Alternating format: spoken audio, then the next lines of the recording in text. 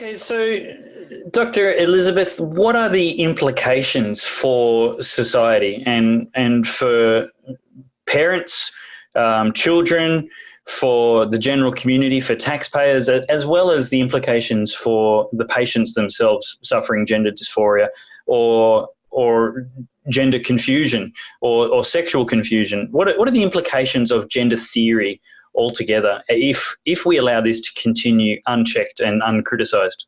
Oh, I don't think we can function in any particular sensible way.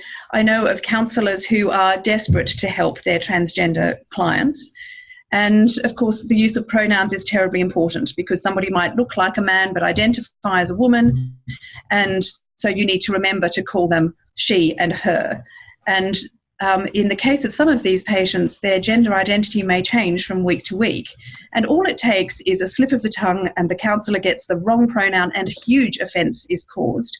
And the counsellor is sent back for retraining. So these are people who are sympathetic, they're well-meaning, they're really trying to get it right, and yet you just can't get this right all the time. And we can't, I think, as a society, even communicate very clearly if the norms that we have all understood and that are actually grounded in biology are thrown up in the air and we're told that we're, bigoted, hateful homophobes and transphobes if we just want to go back to the way things were. Boys were boys and girls were girls, and really life wasn't so complicated. It's becoming that... some talks recently. Sorry, go ahead. I was giving some talks recently and I got up for one because whenever you think, no, this would be too ridiculous for words, it can't possibly get to this extent, so this will be a funny joke, we'll make a joke about this. And so I was getting up and saying, hello, I'm Elisabeth Taylor and I identify as a woman and you can call me she and her. But I understand now from university students that this is in fact de rigueur at universities now in debating societies and things like this. You'll have to get up because if somebody sees that you're looking like a boy and assumes that you identify as male, well, that's an assumption that they shouldn't be making because that's then a discriminatory assumption against people who are gender diverse. And so we have to normalise this and affirm it. And even when you bend over backwards, you can't get it right. This is the problem. As a society, it has huge implications. Actually, here's an example of how it doesn't work. The Victorian government recently gave the LGBT community $30 million for an LGBT support centre in the middle of Melbourne. And at the opening ceremony, the government official started with ladies and gentlemen. Well, that was a bad start, wasn't it? Everyone was unhappy. Everyone that was gender diverse was unhappy from that moment, and it went downhill from there. They said they wanted to paint the space in bright, cheerful colours because this wasn't going to be a hangout for depressives. Well, everyone that was a stigma the stigma against the mentally challenged, wasn't it? So no one was happy there. Then there were the feminist lesbians who wanted a safe space where biological men were not allowed. Well, biological men includes transgender women who were then being told that they weren't real women because they weren't allowed into this lesbian-only, biological woman-only safe space. So you can just see how the LGBT, they're often put together as though they're some sort of unified force, but they're not. There's got all sorts of different issues and conflicts, and around the world in particular, the lesbian community have been one of the spearheads against transgender men gaining access into women's bathrooms, women's change rooms, women's shelters, for example, because they're very aware. Not all feminists are on board with queer theory. There's a group called the Radical Feminists, and people like Germaine Greer would be part of this radical feminist group. They still regard women as a separate biological class. And in fact, there are Facebook pages and forums. And that is radical, isn't it? Imagine women being... I know, it's confusing, isn't it? Because they're less radical than the liberal feminists. But they would still say, no, being a woman is to do with being in a woman's body. And how can someone who has, particularly Germaine Greer would make this point, how can somebody who has grown up as a man and experienced career success as a man, often with the support of a wife, which no woman ever has, then say that, no, actually all along they were a woman. And Germaine Greer just says, well, if you think that, then you're probably wrong. But they're also concerned that because the in what we're doing with transgenderism is we're prioritizing the internal subjective gender identity over biology. We're saying, no, the real you, the person that you really feel yourself to be in your head, that's the important thing. So it does mean then that if we're affirming somebody's subjective identity, or that could change. I'm just worried that I'm running out of power. Hang on. Can we just pause while I switch because it's gone dim.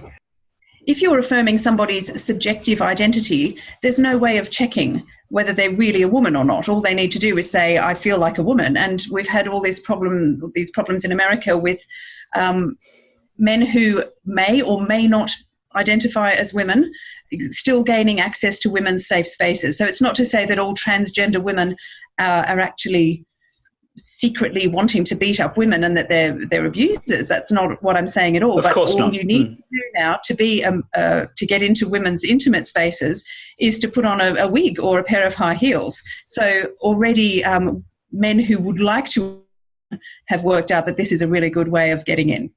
So then there are all sorts of problems. Do you need a birth certificate changed? Do you need to have undergone surgery to get access into women's spaces? And there are all these debates.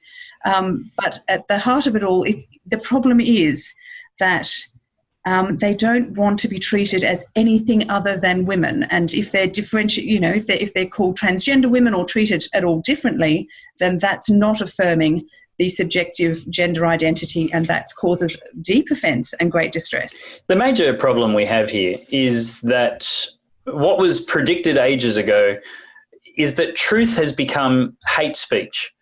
And facts have been deemed irrelevant and of no value compared to feelings, which is just preposterous. If anybody is suggesting that feelings have more importance than facts and we should be reconfiguring society to prioritize feelings at the cost and neglect of facts, then it's like sailing through a reef and throwing away the map.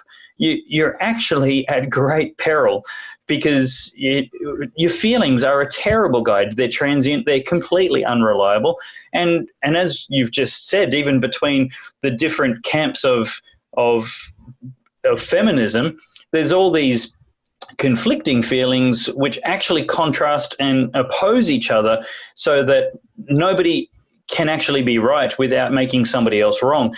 And what you actually end up doing when you worry about the offence caused to some tiny minority is you end up offending somebody else. And so if offence is the compass and the true north for what's right and what's wrong, you're always wrong because you're always offending somebody. It's a stacked deck against society where we will absolutely categorically lose, where somebody will be offended and we will have lost all regard and priority for truth and for facts and for knowledge. It's incredibly dishonest and perilous for a direction for society. Yeah, how can we answer difficult questions if we can't say whether you're male or female from any moment to the next? And of course, this has no natural endpoint because there are people who believe that they're dogs, and there's another woman who thinks she's a cat. That's right. And there's a 52-year-old father of several children, I can't remember exactly how many, who now identifies as a 6-year-old girl. And I was discussing this with a friend of mine who said, okay, all right, well, objectively, we know that he's not 6 years old. We can say that. And I was saying, objectively, by the same standards, we can say he's not female. Exactly. Either objectivity counts for something or it doesn't.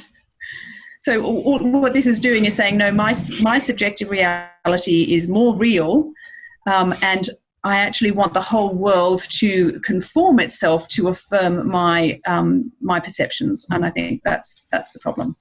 We can't do it. Even with the best will in the world, it won't work. And more than that, we're going to tie ourselves up in knots and have a terrible time trying. Now, tell me about the number of different genders. This is very, very interesting information. Apparently, gender is not a binary proposition according to queer or gender theory. In other words, those that are completely oblivious to the relevance of facts. But for those who are interested in the facts, what was the results of the Australian Bureau of Statistics census that recently asked people to nominate their identity?